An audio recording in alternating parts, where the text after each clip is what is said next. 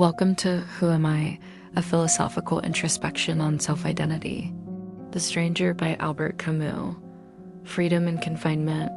Too much freedom without care or a sense of belonging can harm yourself, your loved ones, and others because humans need some form of grounding, like land to stand on and a house to live in.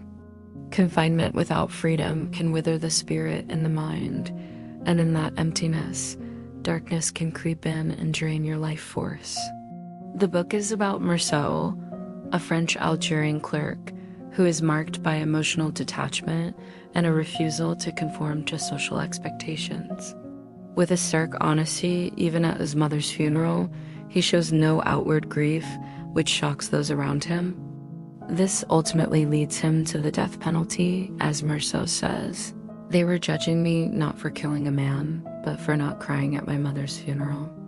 Mother died today, or maybe yesterday. I can't be sure. He appears to approach life through the lens of the physical and immediate, the heat of the sun, the taste of food, the sensation of swimming in the sea. Marie's laugh was delightful in the summer air, and I wanted her to keep on laughing. Perhaps the reason Meursault both fascinates and unsettles us is that he reflects a part of ourselves we would rather forget, the adolescent self, adrift in a world where meaning felt arbitrary, rules seemed without reason, yet conformity was demanded. He still seems to remain in that rather raw, unfiltered space. The Stranger feels like the paintings of Pablo Picasso. It reads differently at each stage of life, revealing new colors, shapes, and hues. Here are a few lingering questions.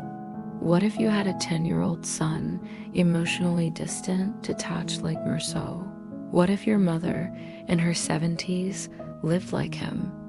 Now stretch that idea. If Meursault had a family, and his wife and kids all acted like him, would the family function? Here's another paradox. Beneath his quiet life, lounging at the beach, dining in cafes, lies the invisible labor of others in care, unnoticed, yet sustaining him all the same. So maybe the people in the courtroom were furious at his detachment as betrayal. The book's full of contrasts, beach versus courtroom, light versus shadow, Meursault's inner detachment versus society's rules. Camus invites us to live in that tension. The sun was the same as it had been the day I buried Maman. It pressed down on me, heavier with each step, until all I could feel was the sun, and the glare, and the heat.